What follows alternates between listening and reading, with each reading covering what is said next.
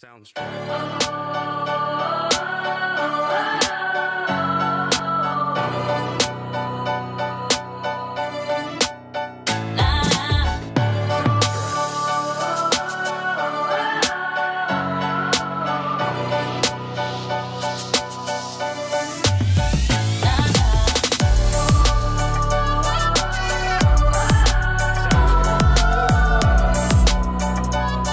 It is your favorite fluffy girl, Ebby Nicole, coming to you live, honey, with this month's hashtag body talk vlog, honey. We're about to get real. I hope y'all are tuning in. Get your good people. Share this out. We are about to make it happen. I know we're a couple of seconds delayed on our end, so we'll see your comments as they roll in. Again, favorite fluffy girl, Ebby Nicole, the Fluffy Girl Movement, empowering plus size and curvy women, 365, 366 on leap year. Yes. With body positive experiences, honey, and personal one-on-one style consulting. This evening, we're in for a treat. We're in for a treat, and we are in for wine, honey, because y'all ain't never seen wine on the show, but I've been meaning to make it happen, you know. But we are here with the Miss, right? We're here with the Miss Tish Haynes Keys, honey. Hey, girl. Thank you so much for being here with us today. No, thank you for having me. First of all, she walked through the door. I'm a sweaty mess. She walked through the door looking like, I have arrived, honey. Where do I sit? I said, oh, No, I just, you know, I just like to come out the house looking nice. You know, it's Facebook. It's like, you know, you really want to look good. Yes, that's what we want to make it happen. Who was that on mine? So yes, we got folks tuning in on Tish's end. We got folks tuning in on the Fluffy Girl end. And we will shout y'all out shortly. We're going to get more of y'all in the room. Yep. So Miss Tish. Yes, ma'am, Miss Abby. You know, for those of you who are under a rock of some sort, Miss Tish Haynes Keys is from season 14. Yes. Of The Voice. Okay, you know how it's the little Voice. It's right. Yeah, that voice is a lot better. And so we're happy that she was able to come in with us, and she's all like, she didn't know this, but she is Fluffy Girl branded. Okay, she has on the purple, okay, and she has on turquoise shoes, which is our other color, which y'all can't see, but let me tell y'all something. She here for it today. I couldn't get it all the way up. Look. That's what I couldn't get it all the way up. Look here. I'm here for it. I love it. I didn't know your favorite color was purple, girl. Yes, favorite color and brand color. Purple and turquoise. We are on making it happen. So here on hashtag body talk, we talk all things body. Yes, body. BAWDY. Okay. Yes. We think it's important to provide a platform for plus size and curvy women to tell their stories their way. Right. We got so much of the media already skewing us. We got so much of the media already telling us what you should look like, how you should act. If you're a woman, how you should carry yourself. Right. And here on Fluffy Girl Movement, we want you to tell your story. And hopefully we are building a community where women can understand that it is perfectly okay to be yourself as you are. Definitely. Be confident in you. Yes. So have you always been this fabulous? And when I say that, I mean confidence, I mean radiance. Has that always been a thing? No. Okay. I would honestly say so. I've pretty much always been fluffy. For the most part, all my life, I've been a fluffy girl. Okay. I didn't have the stomach though. At first, you know, I was just more of what you call thick. Here we go. You know, then we got the kids and relationships and all that kind of stuff, and put on that happy weight and all that good stuff. But yes, I've for the most part, I've always been pretty much fluffy. I don't think I got my confidence until I was closer to my 30s. I was still very unsure of myself because my weight was always up and down. When in my 20s, I just didn't know, you know. So the fluff run in the family? No. I would say for my father's side, my mother's side, no. Okay. These bracelets are about to drive me. So y'all saw them. They're cute and they're gone. Okay, so for my mother's side, my aunts, they're not really, you know, really big women. But my dad's side, you know, we had my aunt Ollie, that's 101 years old. She was, Come on, Aunt Ollie. She is was very, but back in the day, she was very hippie. She's like very hippie, big behind, and she was very bottom heavy. My other aunt Isabel, she was the same way. They were not really top heavy people. We were just always very bottom heavy. So I think I took off after my daddy's side. Look, it's called the genetic pool for a reason. We're mixing it. Yeah, I got the hips and all this stuff from my dad's side, and then all of a sudden, I remember being in high school, and I was like, I did not have a shape until like I started trying. I don't know where it came from. Now all of a sudden it was like, where you get all of this behind and where you get all these hips, and I'm like, oh my God, I didn't know. Woke up and it was like, bam. And it was just there. But then it made me just even. Not the hips and the behind, but I just felt good in my clothes. I knew I could fill out my clothes, whereas my clothes wouldn't just be straight, down on me or whatever the case may be. I love now let's back good up. Clothes and dressing up. We got Aunt Ollie. Okay, Aunt Ollie, yes, Aunt Ollie, and I just remember that name because I love that name. Okay, so did aunts, moms, women figures in your life talk to you about your body? Like not just how to clean yourself, because we all get that talk. Yeah, we got we always get that talk. Right. But like how to really care for your body and embrace your body with it being fuller. I would not really. My mom, we did buy good clothes. My godmother, she stayed in Famous and Bar. Come on. So I used to always have a whole bunch of clothes from Famous and Bar from my godmother. But other than that, we didn't really talk about body. Okay. There wasn't my parents were older. My mom was 44 when she had me. Okay. So by the time I got to 26, she was already deceased. Like, she had left me, and so we didn't really have and that was when I was finding myself. So I couldn't. We still wouldn't. We weren't having conversations about body, but I just. The people that were around me, the singing groups that I used to sing with, and just watching how those ladies put themselves together and makeup and hair and So inspiration. Yeah. If we had to talk inspirations, who we talking? If you have to throw just a couple folks out. Just people that you kind of grew up like. Okay. Oh my goodness. Well, let me see. That's a good. We ain't got number question. time. We ain't got number time. Look. Well, my mother was definitely an inspiration because she was, she's a first lady, so she came in to church every Sunday spotless, ready to make it happen. Her hair, the hat from head to toe down, she was always together. My mom was a huge inspiration to me. I used to sing with the group called Rapture. Okay. And there was a lot of the ladies in that choir. Sheila, April.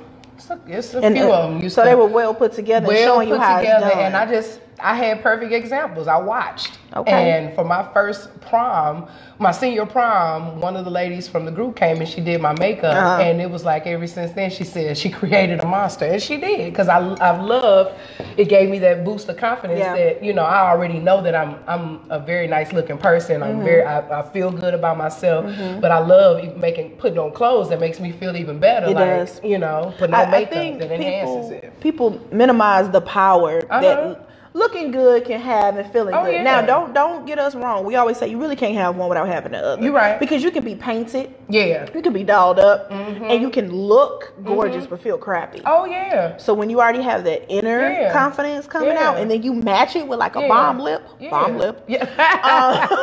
Girl, yeah. It just radiates. It's something about it. It is. Definitely. I do agree. So, So family not really talking about body. No.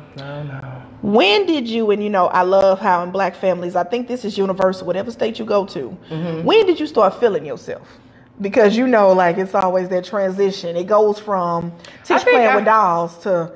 I think I was probably maybe like 28, 29. I was like really close to 30. Okay, and is this before or after like your first child? This was after both of my children. Okay. So my first child was at 15. Okay. My second, I had him at 26. And so, those came, that set of confidence closer to my 30s when I was kind of settled. I knew what I wanted to do. Right. Just kind of, I felt like I was heading in the right path on what I wanted to do in life and stuff like that. So I was like, okay, now I'm feeling myself. I can put on clothes and do different gigs and stuff, and I feel really good. I think once I started really doing the shows and having like a makeup artist and stylist there and like just standing there getting pampered. just you know really what? We gonna get to that too. because look, everybody ain't able. Everybody ain't able.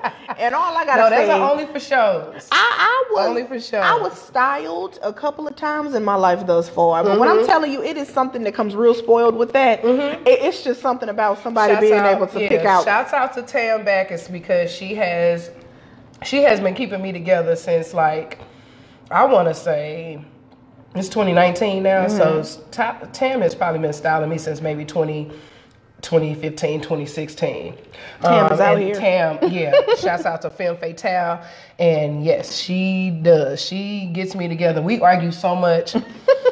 And she has become, your stylist has to be like your best friend because she really has to know your body. And she was like, nah, girl, them roles, we gotta do something that's a little bit more forgiving, or something like that. But she knows she's in tune. You can't call me right now. We're very in tune with, it's a blessing to have Tam, trust me. Sorry, y'all. No, and when it comes to stylists, I totally agree. Like to have them. But before we got to the stylist, and before we got to Tish Haynes Keys, because you got to say it like that. Tish Haynes. It only became like that when March 12th, 2018, when y'all saw me on The Voice and it was Tish Haynes Keys. First of all, I'm still Letitia Lynn. I want to say it was Tish Haynes Keys a long time ago because I saw your name on a flyer and then I heard you sing. We jumping ahead. Okay. But I was like, what is this name in lights I see? Okay, great. But before all of that, I'm sorry, I'm trying to get live too because I'm watching. Oh, there we go. Yes. There we go. So before we got to the stardom, when did you know? And so we have body, knowledge of body, not even really forming into like 30s, late 20s, early 30s. Late 20s. 2 kids in by that time. And I imagine that it's interesting, and I don't have children, so I don't know. But I imagine that it's interesting having children, but not really, still being on that journey with yourself to get to that point. Oh, yeah. Because you have a daughter. Right. Like, was that something that you kind of instilled in her to help her, along with her body and things like that? With her entire childhood, I've done a lot of things different than how I was raised. It was a lot of things that just wasn't told to me that probably would have kept me from a whole lot of things had I been told. So I've always been very open and transparent with my daughter. So I tell her all the time and definitely try to build her up. Yeah. My daughter's like 4'11", so she was a preemie. She's always been very small. She's still very small now. But I always, that's one thing I'm pushing. Go out the house looking like something. People will judge you. And it's a shame to say, but people will judge you as soon as they see you and you haven't even opened your mouth. Right. So, that's stuff like that sticks to me. And I try to make sure that I teach both of my children that, and to just make sure and then walk with confidence. Yeah. Don't be ashamed of what you put on. If you put it on, wear it with, confidence. Yes. So we saying, for those of you that are just now tuning in, thank you so much for tuning in. We're live with Miss Tish Haynes Keys, season 14 of The Voice. Yes, okay. And we're talking all body in the beginning of this segment here because it's important that we set the precedent. We can know where we've been, know where we got to, and then know where we're going. Where we're going, exactly. So you said mom was a was first lady. Oh, was first lady, honey. So you a PK? Yes. Oh, okay. So she a PK. Shout out to all my church family out there that are watching. Church 7 days a week. Literally my family that's in church. That wouldn't be me. But shout out to my family. That is watching. Love y'all. Just wanted to be clear. That's funny. Yes. But so moving forward. So Tish developed her personal swag, early 30s. First child in 15. When did you develop that you not only had a presence, but you had a voice and you had something to say and share with the world? Ooh, that's a good question. I think I was in my teenage years. Like I've known for a long time that God has always had his hand on me. Come on. He has his hand on everybody, but and speaking from where I'm coming from, I just feel like there was always something just kind of different. Wouldn't put me on a pedestal, not saying that I'm better than anybody, but I feel like God just really deals with me in a different kind of way. Okay. And so with that, I almost forgot your question. I was just going to say, with that being said, it's just Dang, I did forget your question. That's fine. Wait a minute, say it again. Because I was finna say that because it was coming up to a good point. When did you decide that you had a voice? Yes, so that's what I was saying. So like I said, I've always felt like God has had his hand on my life. In my teenage years, when I started singing, my mom, my mom, when she sang, she would like, the whole church, you'd be all up under the pews, like you ran out, you she had that resonant voice. She had that covering, she had that anointing, like, she had something like truly special. And I knew that after I started singing and would be singing in church and stuff like that, I knew that I had that. I felt like I had this same, like I felt like she was passing the mantle to me. Come on. So I've started singing, as a teenager, and then when I started singing with like the community choirs, I started getting asked to lead like everything. Like, and I'm like, why they asking me to lead everything? People start hating me because I'm getting to lead everything, and it wasn't me. I think people were just upset or mad about the gift, and you can't be mad because that's not what I asked for. This is because what's for you is for you. What is for me is just for me, and God just put it on me. So I believe in my teenage years, I just felt that it was a difference in how I knew I wanted to be perceived, and just how I wanted to relate to people with how I sang. I wanted what I sang and how I sang for it to reach you. Right. Not to just be singing for shape, form, or fashion, or trying to do a run, or trying to do a high note, or I wanted you to reach, I wanted you to feel, where I was coming from in my heart. So you started. That's the reason why I try to sing music now that is, that covers that. So you started off in church, as a lot of the good greats do. You got Whitney that started off in church. Y'all better know about Whitney. I love the Lord. Aretha Franklin that started off in the church. Yes. Tasia that started off in the church. Yes. And so you have a lot of powerful voices that are starting with the faith community and building that. It's something about, Right, building. Please say building. I ain't never left. Because, definitely building their voice. And sometimes, and I don't know about you, but like, I don't know if your mom was the type of mom to be like, why don't you sing that one song? Push you out there to people. Why don't you sing that? Yeah, Tish can sing my that. very first solo was His Eyes on the Sparrow, and I started singing the song, and I was scared. I did good, but then I sat down, and then she sang the song, and then told the whole church up. And I was like, it was my song. It was my song. Don't you be coming up here trying to finish the lyrics. But I will never forget that. But I cherish my mom for that, because you knew who she was. She gave you who she was. Yeah. And she was just that person. You knew that when she sang to you, you was gonna feel something. You felt like a stronghold was gonna be torn down. Something. You just felt something. That's and powerful. I knew I wanted to have that. That's powerful. And it didn't matter what I sang. I just want you to feel it.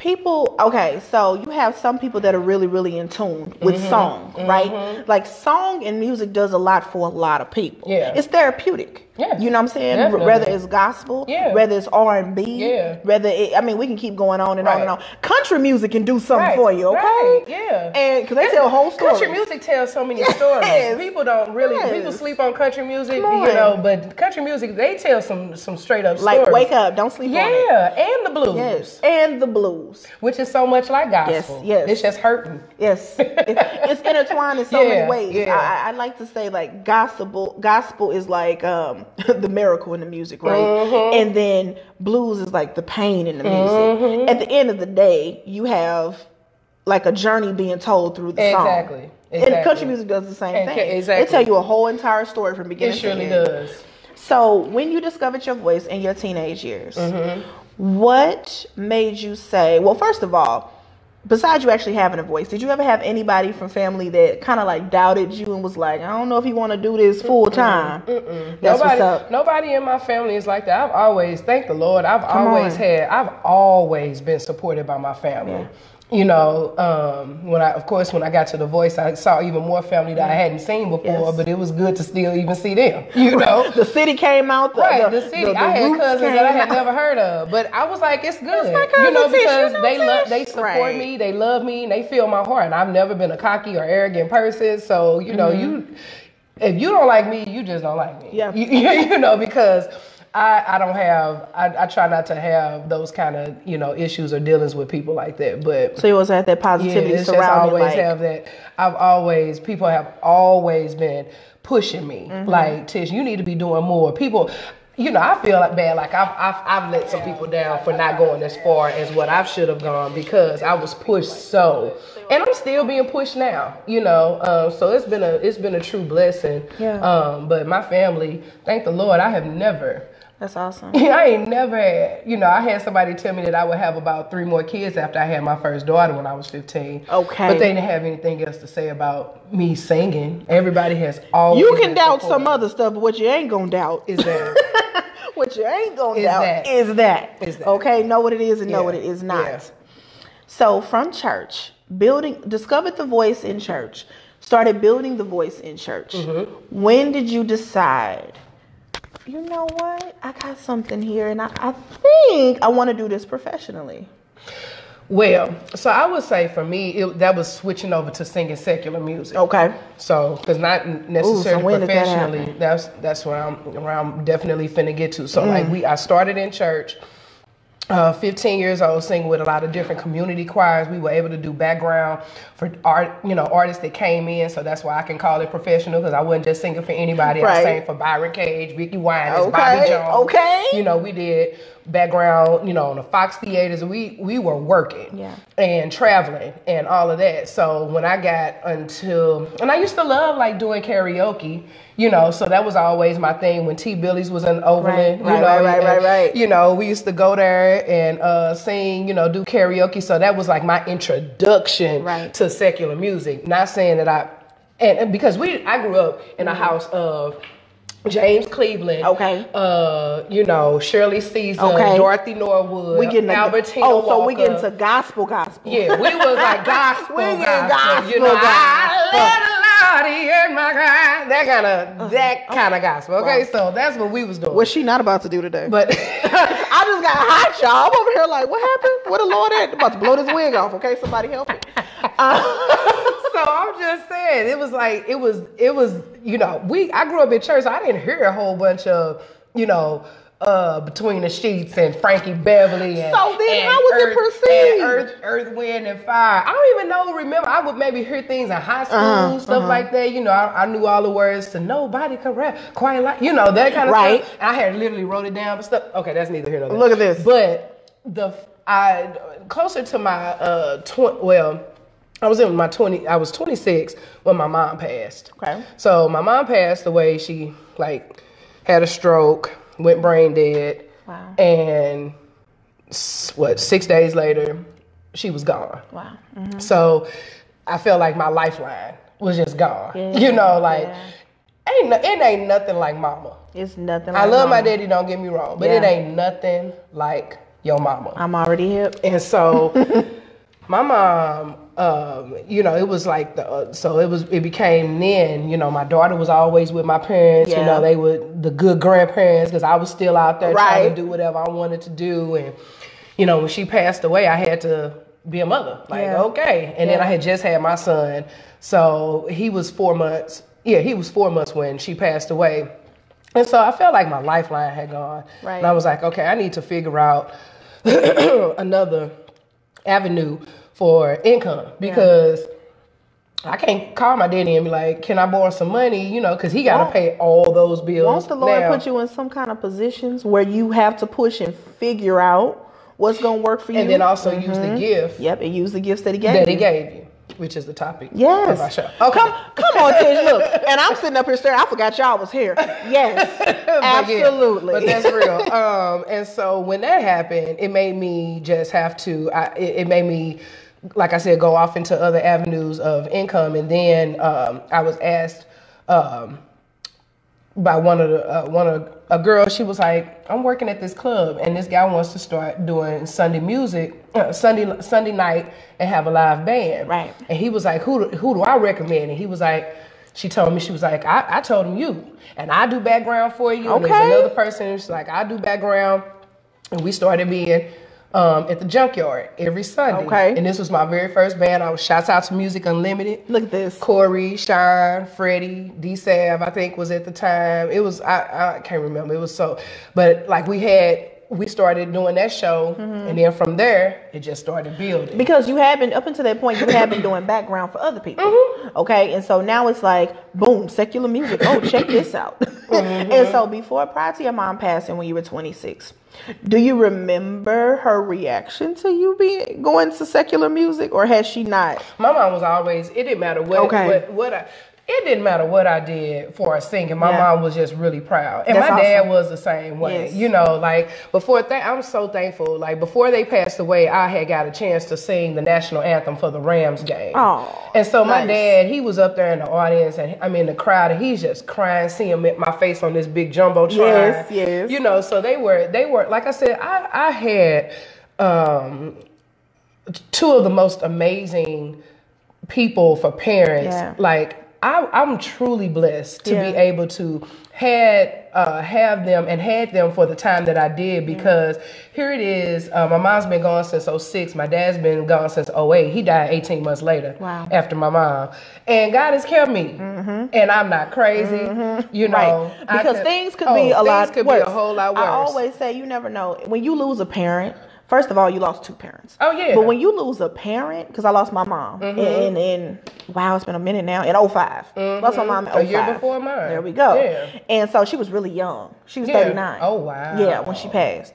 And so there is nothing, like you said, when that happens, you don't know how you're going to react to it until it happens to you. You can say all of these things, but you say don't all know. of the things. I'm going to jump in the casket with it. You going to put me, you going to have to bury me. You know what? You really never know how you're going to never react. know. And that's when God puts you in situations to find your gifts. You're exploring your gifts, and then they start to like kind of emerge, and then you're forced to use them.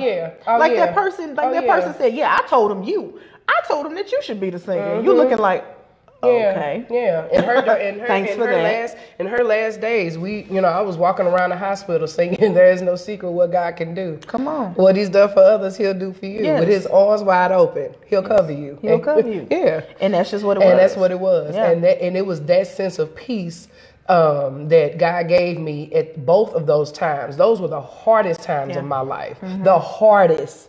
So, there's nothing now that if I can go through that, it almost makes you feel I can go through anything. I can speak to that because losing a parent, losing somebody that close to you, almost makes you feel a little invincible because you're like, you know what? If that didn't break me, like you called your mom your lifeline, if that didn't break me, it's gonna take a whole heck of a lot of other stuff. Yeah, it's gonna take a whole lot because I was kept in one of the darkest times of my life. I remember the junkyard days. Baby, hey, Kelly Nicole. Hello, Tracy. Hi, hello, Diana. Yeah, hey, Diana, that's my sister. That's my other mama.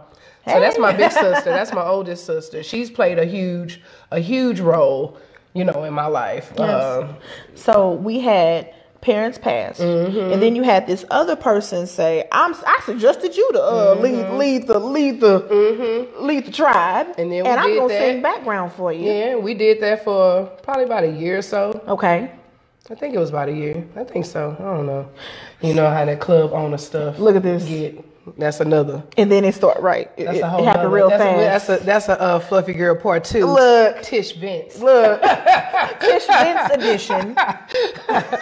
Honey. So then you started singing. Now you're the lead, and you have background going on. Now, with you being a curvy woman out here in St. Louis at a time that you probably didn't see a lot of curvy women, or did you? On the front stage. I didn't see many of us. Okay. Didn't see many of us. So have you ever had like an instance, because this is something I'm learning like with age, right? People show bias. Okay. That could happen for a number of reasons. You wasn't light enough. Your hair wasn't long enough. You're thick, but you're too thick. Yeah. Your waist too thick. It's too much going on. You're not the ideal. Yeah. Have you ever experienced that in like the professional setting with you getting gigs and trying to book gigs? Was that ever a thing? Thank the Lord, they've always just hired me for my voice. Look, and I love the coincidentally on the voice. Coincidentally on the voice. No, I think it's amazing that they were able to just see your talent. Yeah. Because a lot of us fluffy girls, it's at the drop of a hat. I can look at you in your face and tell you, I can't work with you, and this is why. My folks don't want to look at all this. Yeah. Okay. I think times are just changing. People are more accepting to us. They got to, because this is the world. This is what we live in. And the average woman is a size 16. We're the average woman. So... It ain't them 8s and 10s and 6s. We love y'all. I better stop it. But the average, I love y'all. We love y'all, but that's not the average woman anymore. My thighs are 6. And I'm gonna bow my head. Where is my wine? Look, I'm not lying. First of all, if your thighs are 6, mine is an 8 Wait a minute. and a half. Wait a minute. I was actually reaching, because my thighs are more like a 10, 12. Look. At least you know what they are. Know what Nah, my thighs are, well, thank the Lord. Shouts out to, who else? STL Fitness. Wait, thank the Lord, and then shouts out to who? Yeah, shouts out to STL Fitness, Courtney Hamilton. That's been my personal trainer for the last... since January 23rd, and I'm down like 13 pounds. Okay. So he's been getting me right on together. Yes. I said this year for my 40 year, I'm turning 40, November 7th. Shouts out to all Scorpios. Yes, amen, hallelujah. Tish, I'm gonna send y'all a thing of credit. So at the end of this show, it's gonna be like Tish said, shout out to, we got fitness, we got the stylists, we got to all the 40-year-olds in the world. Everybody. We got, I'm telling you. all the November babies. Yeah, shouts out to all the Scorpios. I'm just saying, this year I wanted to do something different. First of all, my mom was a very sickly person. Yeah. She had diabetes. She was an amputee. My dad had a bad heart, you know. So I don't want to go through that. You are reclaiming your life. I'm reclaiming my life, and I don't want to. And it's harder when you get older trying to lose weight. So if I can try to get it together, I'm really officially down like 30-something pounds. Come on. Since August. So I've been working very hard, and anybody that knows trying to lose weight, it's the enemy. Girl, I want to talk about that. It's so hard. I want to talk about that because as Fluffy Girl and plus size women, and you know, I had this question a lot when I first started Fluffy Girl and Mizzou. It was like, are you promoting obesity? What are you promoting? Are you promoting being unhealthy? It's like, no, we're promoting you loving yourself and the shape that you're in right now. Thank you. That's it. And we didn't even talk about that beforehand. No, but loving yourself where you are right now. Yeah, exactly. Because how many people can lay testament and a witness to the fact that if you hate yourself where you are right now, you might put on more weight. Exactly. That stress, now you're stress eating. Yeah. Now you're self-loathing. Yeah. It's science behind the fact that your body holds on to that fat as you're doing that. So why not love yourself and celebrate yourself by going for a walk? Yeah. By and just feeling good. Just feeling and not good. having to walk up the steps and be hard. At the end, you know, I used to. It was embarrassing going to Shea Fits and going to Enterprise and the seats are all little. You can't, you know. First of all, they skinny little. Anyway. They are little, and but the seats could be bigger. They really could. Shea Fits, are you listening? Make them seats a little bit bigger. Give us some comfort plus. I'm just saying, a little bit. But you know, just walking up them steps, just being out of breath. Yeah. I was just tired of that. I don't mind. And here's the thing: me trying to lose weight, I'm not even trying to be skinny. I don't want to be skinny. I don't even want to be. My goal size, I started at a 22-24. Right now I'm at an 18-20. Thank you, Jesus. My goal is to really stop at like 13-14 because I'm not built in a frame to be small. I look like a bobblehead, you know. I don't want to be like Tish sick. Me and my friends talk about that all the time. Tish losing weight. She's sick, girl. Pray for her. She's sick. It's like the first time your collarbones were showing. No, collarbones showing. She's sick, girl. She must get cancer. Somebody go get a burger. I'm You're just like, no, sis, I'm just trying to live a little longer. I'm just trying to live a little longer. Yeah. That's all I'm trying to do. I want to be a little healthier while doing it. I want to be able to perform and sing a whole concert and not be winded. And so, so then it goes back to your profession as well. I drink this wine. Okay. It goes back to your profession as well, like wanting to have that longevity in your career. What people don't know is that performing takes a lot of energy, from the lights beaming down on you to you. First of all, you done prep for however long in hair and makeup, right? Then you had to walk up whatever little steps they had you walking up. You had to rehearse all this time with your band, you know, and then you have to give your full out energy. And I can't imagine vocal energy takes away from you too. Because after a show, you might want to crawl into a shell. When you said lights alone, you could have just stopped right there. Lights alone will take a person out. Come to Shalom. Shouts out to Shalom Church City. Okay, they're on the credits now. Because singing in that choir, See? in those lights, Yeah. just in the choir stand, the lights are like, oh my God. Yeah, it's a lot. So thinking about take, your life as a whole, Oh, yeah. your career, your family, Oh, yeah. your own sense of well-being, like you're getting what I call fluffy fit. Fluffy fit because you got to be able to run this race. Yeah. So basically, I know y'all were waiting on this. What are we talking so about? talking about The Voice. Oh,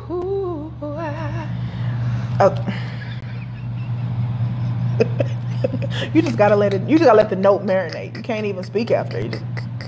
You gotta look at the good people. And he can say, shouts out to Shalom. You know, so you just gotta come. We gotta come back. Oh my God. We're here. So things changed for you. Was this a year ago, you said? Yes. Okay, you had the date down. Give us the date. Yes, it was. Well, y'all first saw me on The Voice March 12th. Okay. 2018. And yeah. How did we get to The Voice? First of all, what light bulb popped on that you said, I am going to audition for The Voice? Okay. What was that journey? First, no light bulb. Okay. None whatsoever. All right. God, when he has a plan, you don't know how it's coming, when it's going to happen, or how it's going to happen. I think I probably said that already. I had put in an atmosphere on my job, and I was like, I'm not doing another campaign where I have to be here full time. I don't want to do this. Right. I don't want to. I'm, I love my job, but I'm just kind of getting like, oh my God, it was just kind of driving me. Yeah. So I put that in the universe. The universe responds. Universe does respond. Okay. About 2 months later, I get a call from, here we go, another shout out, Tarisha Archibald, one of my dear sisters. I call her my cousin, but she's just one of my dear sisters. She used to sing background for me when she was here in St. Louis, but she's out in LA and has been doing extremely well. And she called and she said, Tish, I got a friend that works for casting for The Voice, and I gave him your name. All right. And I said, you did what? She was like, I gave him your name. And I was like, pass it on. If y'all don't know, you better get you a friend that talks about you when you're not in the room. Okay, we'll get back to that. I want y'all to hashtag put a pen in that. You better get you a person that talks about you. And a notebook. So anyway, we get to, she calls me, she tells me I got a friend. And I'm like, I say, ooh, Risha, I say, let me give you a call back because this is something to think about. You get on The Voice, you get them videos, YouTube, you start getting hate mail. And I know me. Not hate mail. Oh yeah, you start getting it. I could show you some of the stuff I got. That's nonsense. Baby, so I'm thinking about all this. All the negativity hit me. Like what? Yeah. Oh no, you can't do this. They probably ain't gonna, you a natural girl. They can't do nothing with your hair. They can't do nothing. I'm making up every reason. And so at that time, I was talking to the people at my job, talking to my family. They was like, hey, Tish, how many times will someone call you and say you have an audition? Yeah. A private audition for The Voice. You don't have to stand in line. You can just go, show up. Excuse me, y'all. Woo. You're good. And if y'all have any questions, we'll be answering those too in just a moment. So go ahead and get those questions rolling. Yes. So yeah, we get to the I get there and I'm nervous and I'm like, I'm not. I get to my audition. I'm like, I'm not doing this. I sat there. Shouts out to Mark Harris II because he was the musician I took with me for my audition. Okay. And so we get in there and I sat there. My audition was supposed to be at 4:30. They didn't call me until like it was almost like 6:30. So it was like about 5 minutes. Literally, I was at the door. I told Mark, I'm like, hey, I don't think this is for me. I said, I think we should just go ahead and go ahead. No, you weren't about to go home. Baby. I was at you was about to walk out the door. Okay. I was at the door. Okay. Mark was like, we already been here. We've been sitting here. Right. Mark like, no, I want to play. Come on now. Right. And he's a good friend because I didn't even pay him for coming down there and helping me. Thank you, Mark. But anyway, so we get in the room, literally, while we standing there talking, the lady comes out. She was like, are you Letitia? No, she was like, are you Tish Haynes Keys? And I'm like, yeah. She was like, well, we're ready for you. And I'm like, oh, my God. So everything then dropped down to the bottom of my feet. I'm like, oh, my God. Oh my God. So I go in there in the room. It's a little bitty little Asian lady. She's so sweet. Can't remember the lady's name. She's about this big and she had her feet propped up onto the chair, up to the table. And she was like, so what are you going to sing for me? And I told her, Sweet Thing. So I started singing Sweet Thing. So as I'm singing, she kind of puts her feet down and she sits up on the table and she picks up her pen. So she's writing notes. So she's jotting. I'm like, okay. What's she finna say? Okay. So she was like, do you have another song prepared? I'm like, okay, yeah. So I sang I'm Going Down. Okay.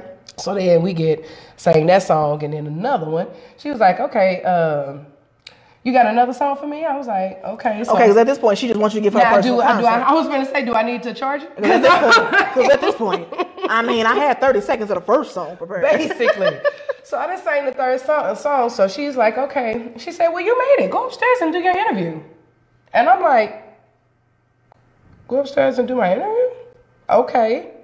So by this time, it's like somebody had poured a whole bucket of water on me because I am drenched, sweating now. Okay, because you gave a concert. Oh my God. And here we go. I go up to the interview. They ask me about my life. You know, they always looking for a storyline. You know, oh, she's 15, pregnant with him. You know, so we're going to highlight that. That was my story. Okay. You know, not that I didn't been through hell and high waters. Right. But I was pregnant at 15. Right. Okay, whatever.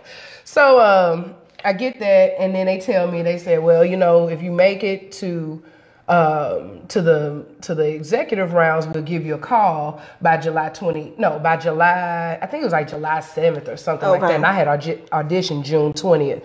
So he got up close to it was getting close to July 7th. So I had took it out of my mind. I'm like, oh, they ain't called by now. They don't want me. Scratch. Took that right on out. And literally, I'm walking out of the building from my job, walking to my car, and my phone rings. And she's like, hi, this is Kate from The Voice. And I said, this is who? From what?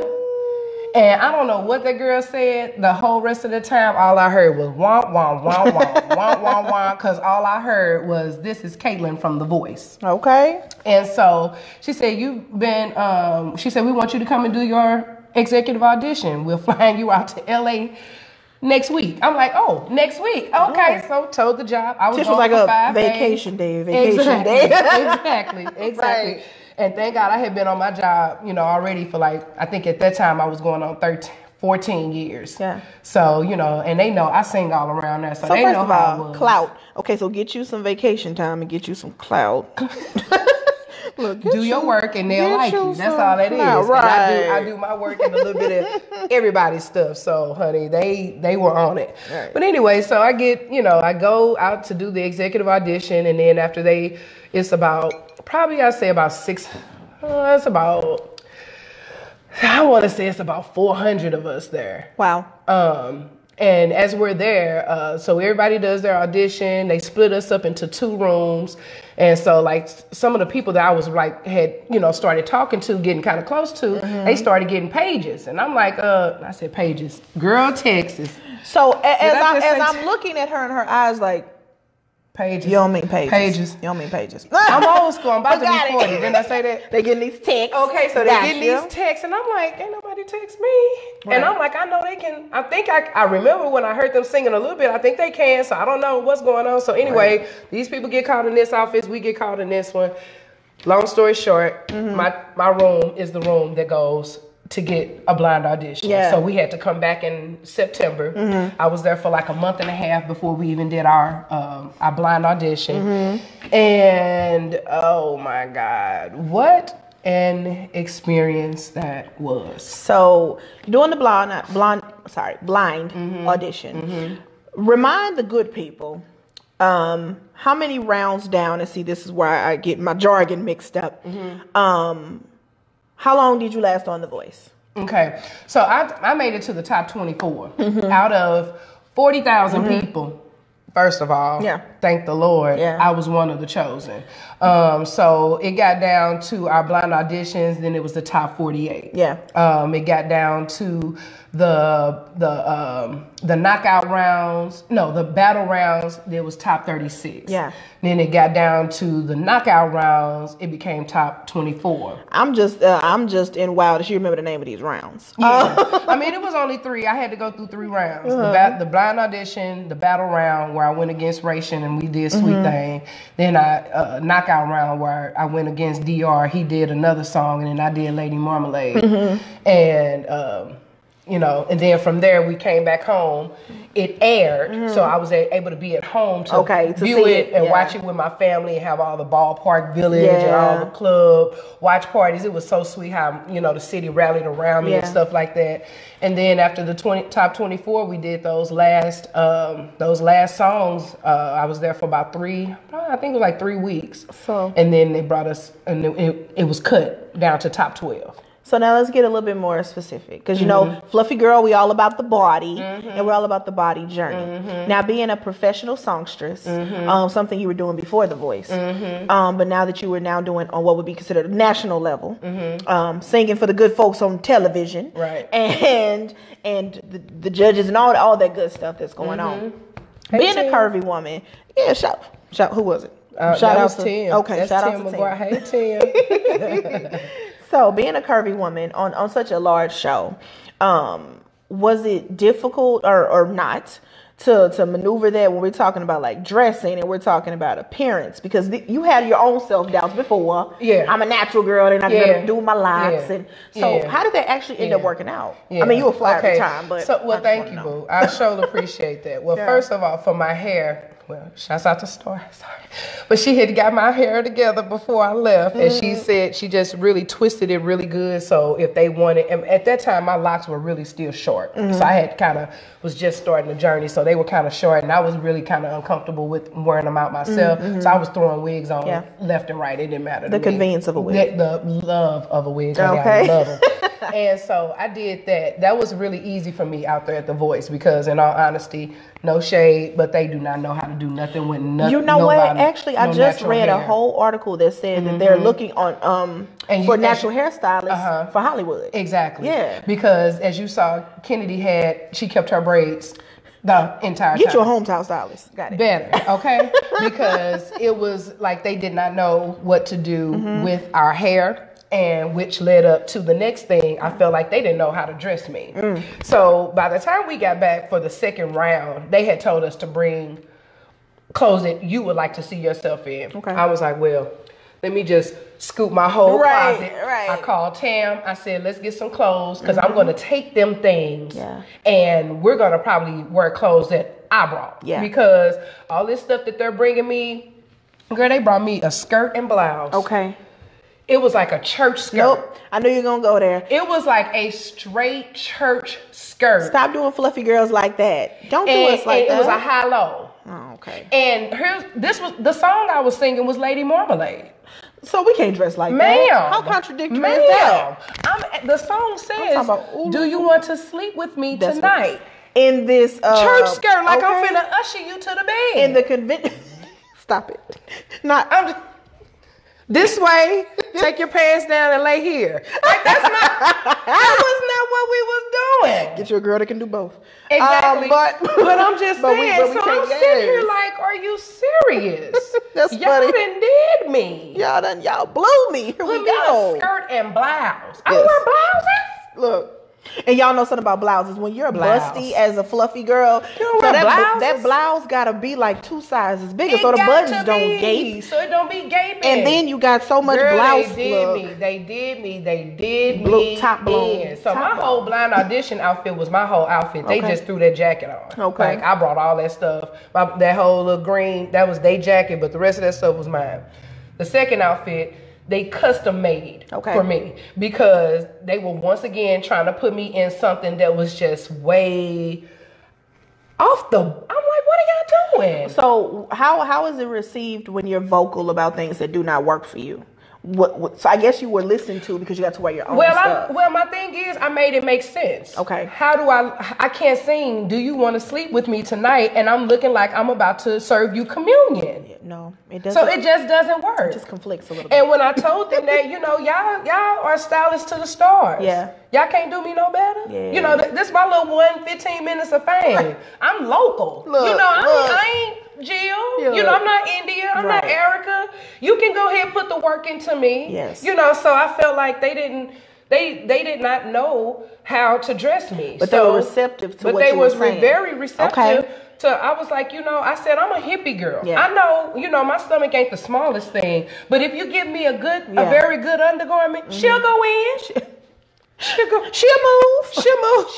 She'll go. She'll be. So I mean, I think that She'll be leads tucked. to the importance of being able to advocate for yourself. Because Honey, and I'm always gonna speak Yeah. because you're just not gonna have me looking crazy. Because when you are a curvier woman, when you are a bigger Yeah. girl, they already expect you to have, and we were talking about this off camera, you already Yeah. expected to have this big personality. I'm And, loud. I'm you know, loud. I got overconfident. Abrasive. I just love me. Yeah. And I'm very confident. And in you me. knew your body enough to advocate for what's going And to work that's for what your I body. told them. even And in I that said, if setting. you give me 2-3 good girdles, as long as I can breathe and sing, Okay.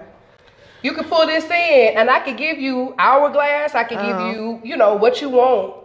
But y'all got to do something better than what y'all doing, and it just wasn't right. So I was thankful that I was able to bring my own clothes, Yes. and try to do that because they did not.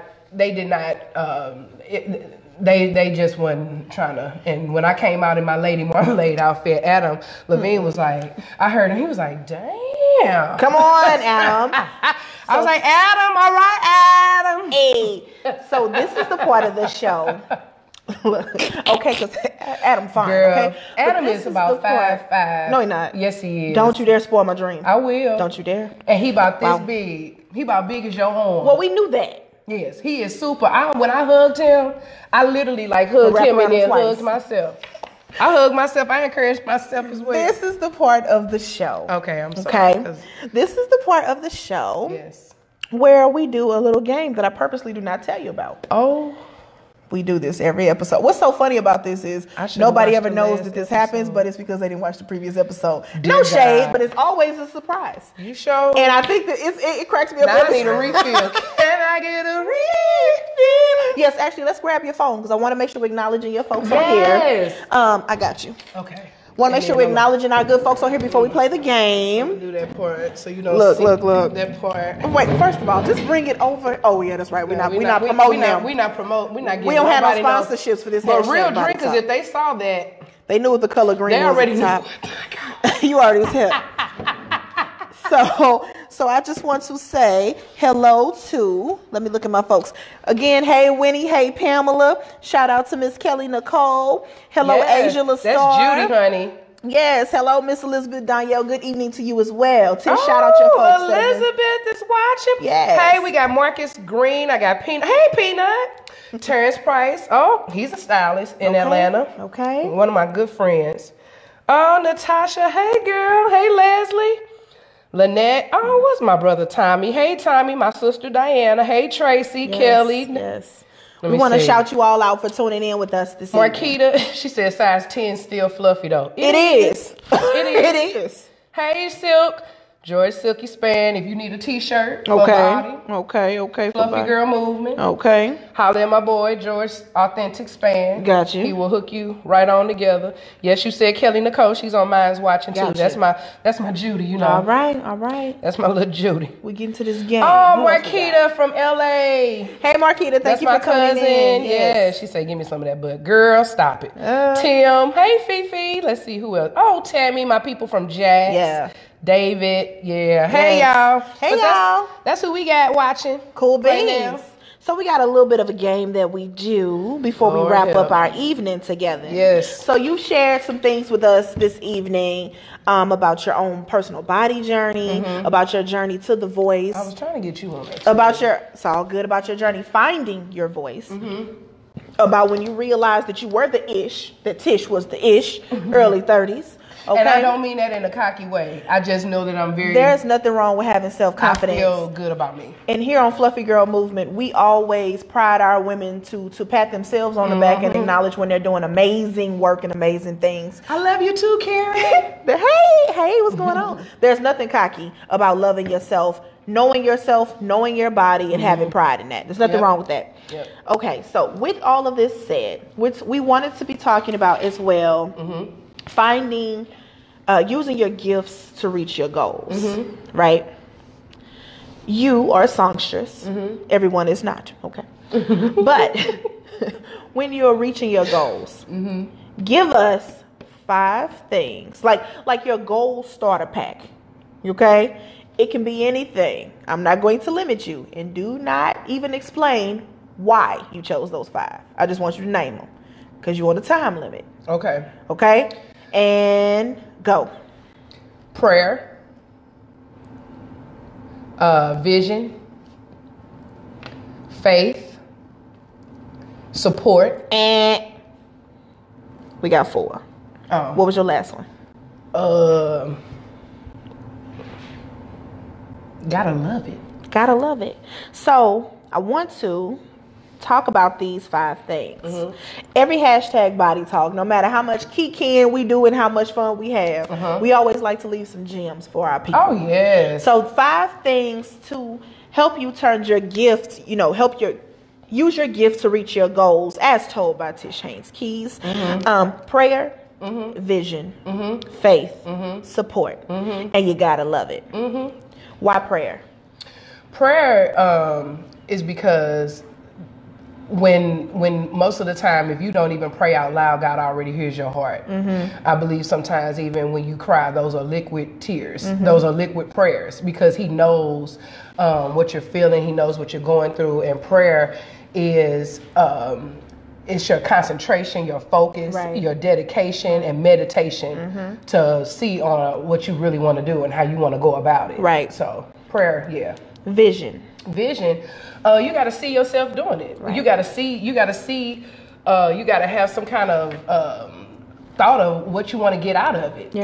Something has to happen from it. And I've seen myself in receiving awards, and I saw I got an NAACP award, and I was dressed in a ball gown. I saw it. I saw the vision. You have this vision. And I had a vision. I saw the vision. I was in a gold ball gown, and I was accepting an award. Now, it wasn't a Grammy, but I did receive an NAACP award, and I was dressed in a ball gown. And but I saw the vision. Is such an accomplishment. So I saw myself doing the national anthem at different places. I've seen myself already on a stage, a big stage. And it's not besides the voice, but still, like, the work is not still done yet. Okay, so we're still working. I still see visions, and God is, and the Bible says to write the vision and make it plain. Okay. So, and I wrote things down. Faith is because it's the evidence of things hoped for, and you whether you see it or not, you gotta believe. Yeah.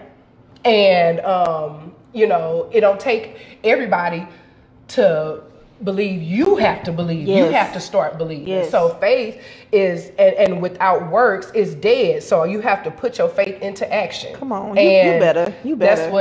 That's how faith will carry you to that goal as well. Support, because in those trying times when things get hard and things get tough and you think that you're not going to make it or you want to give up, those are the times when you need the people that love you to support you and to pour into you when you're feeling empty and when you're feeling a void, when you're feeling a gap, when you're feeling all of that kind of stuff. God places those people in your life to have that kind of support system. And it don't even have to be people that you know. It can be people that you don't know, because when the word is given and you feel it and you receive it, it's just, that's what it is. It's that word. That's what it is. I mean, like when you went on The Voice, you had support from people you didn't know, people that you did know, family that you didn't know existed. It's people on my timeline right now.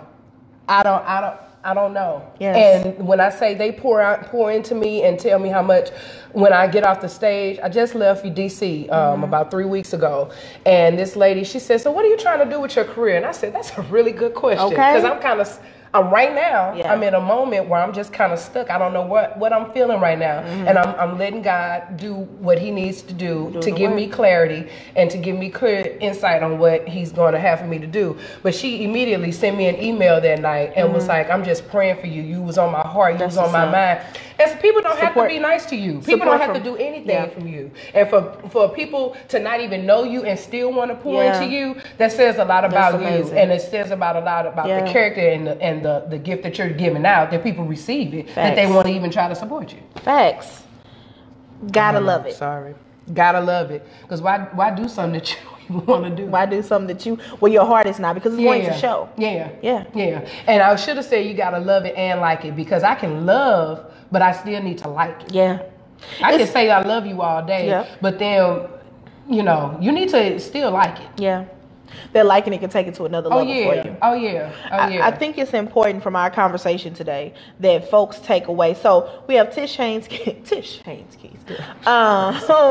You know, homegrown, right here in STL. U City, baby. I'm about to say, what's that? Here we go. U City, USA. Class of 98, University City. Senior high school, 7401 Boston. Shouts out to you. See, I knew it was coming. I was just waiting on it. So we have somebody that's born and bred here. We have somebody that's already been making moves and already, you know, sharing, making some new moves, sharing a good gospel through song. Oh, yeah. Okay, and no matter secular or not, she's sharing gospel with this voice. You're sharing your gift with these good people. And I just want to say before we wrap up, because we're nearing the time, that I really wanted to interview you because I was like, I didn't even know your story, but just wowed by the fact of how humble you are in the midst of everything that's happening around you. I can't be anything else but humble. Like, because that is God, amazing. the Lord gives and the Lord taketh away. Okay. And I have been a firm believer of not being too high of yourself, because one time I did think that I was kind of too high. Okay. And then knocked you right back down. It knocked me right back down That's to my feet. And I've always asked God to keep me in a place where I can always be acceptable and willing to learn and still grow. Yeah. And I don't think highly of myself, but I know that I know enough to help you get to where you want to be, or I can give you some kind of insight.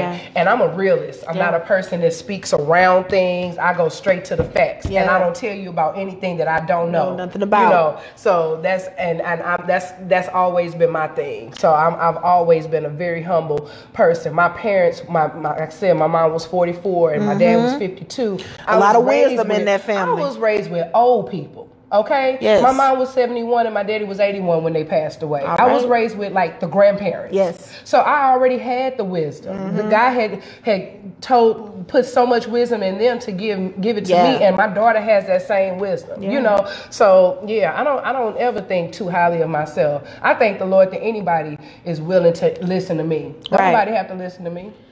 So so two things, and I want to make sure we put it in a nice little neat bow and wrap it up real good. Okay. So, one, what's next, and where can we follow your journey? Okay. So, what's next? My first single is being dropped. Okay. Oh my God. So we said April 1st, but I just talked to my manager, and we're probably going to do something like a little small release party. Okay. So we're setting that date, but it is definitely April. Okay. It is definitely April. I know I have been promising and I've been saying it, but it's definitely coming. I'm looking at this and this. It's coming. It's coming. April. We said April 1st, but I'm going to just make sure, but it's definitely coming. My first song is called Hypnotized. Come on.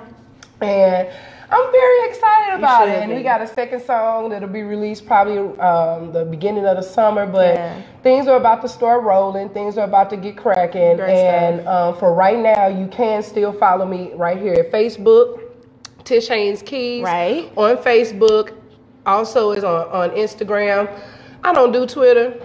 I got a page, but I don't do it. No, that's fine. You go where your audience is and where you're going to be consistent. I got a Twitter page, but I don't be on that stuff. So I'm on Facebook, Tish Haynes Keys, and Twitter and Instagram, Tish Haynes Keys. So follow me there. Yeah. My website will be all of that stuff is coming, so everything will be coming up. It's literally, and when we follow you, we'll be seeing where it's at and what time. You're gonna see it. But as of right now, next week we got the Shed. That's an event that I've organized with two of my other friends, where it's a big jam session for all musicians, vocalists, rappers if they flow with a band, you know, all musicians, horns, anybody. Last month it was amazing. This month we're bringing in Lettucey's background singer. Her name is Singing Sarah, and that's my son calling. And she's going to give us some vocal tips and vocal health and all that kind of stuff. So it's gonna be good. It's called The Shed, and it's where at BB's 700 South Broadway, diagonal to Busch Stadium. So come see us, and it starts at 8 o'clock. Sign up starts at 7:30. You play any kind of instrument. Come jam out with us. We switch up on instruments. We start a groove, respect the groove. We sing all kind of songs. We make up stuff. We do it all. All right. So y'all, that's Miss Tish Haynes Keys. I want to thank her for being here with us today. Thank you so much for having me. I'm going to read one last comment and then I'm going to wrap it up. Okay. So we have Natasha Griffin that says, we love you, Tish. Aww. Thank you for being so encouraging and real. Abby Nicole, thank you for sharing this interview. No, thank you for tuning in. Thank you, Natasha. Okay. She's always been a very good supporter. She's out here. Love, so awesome. Thank you. I wanted to let you all know, again, that this episode has been brought to you by your favorite fluffy girl, Abby Nicole of the Fluffy Girl Movement, where we empower plus size and curvy women 365 and 366 on leap year, honey. I know that's right. What's next for Fluffy Girl? Get y'all tickets for Fluff Swap. It's a clothing swap exclusively for plus size and curvy women, sizes 10 plus. You can bring your Fluff supporter friends. They ain't gonna have nothing to shop with though. It's gonna be all about you, girl. So Fluffettes, get your tickets on Eventbrite now and follow Fluffy Girl Movement on Facebook and on Instagram. That's GRL. There is no I in our name. Follow us for what's next. And Miss Tish, we thank you so much again for dropping gems and realness. Thank you. And face, honey. Is that somebody shout out for this? Okay. Shout out to Des Mess Beats. She's a sweetheart. She's so sweet. Somebody shout out for this face. Baby, you gonna do them credits. Did you write all them credits down? I just shouted out everybody. Oh my gosh. But thank you so much for having me. I was looking forward to this interview when you asked me to do it. So thank you so much. And I always want people to just know and get to know me. I'm about the realest person that you'll ever meet. I'm never fake or phony. There's really no in between with me. Right. What you see is what you get. I love everybody, and I hope y'all continue to support me. Thank you so much.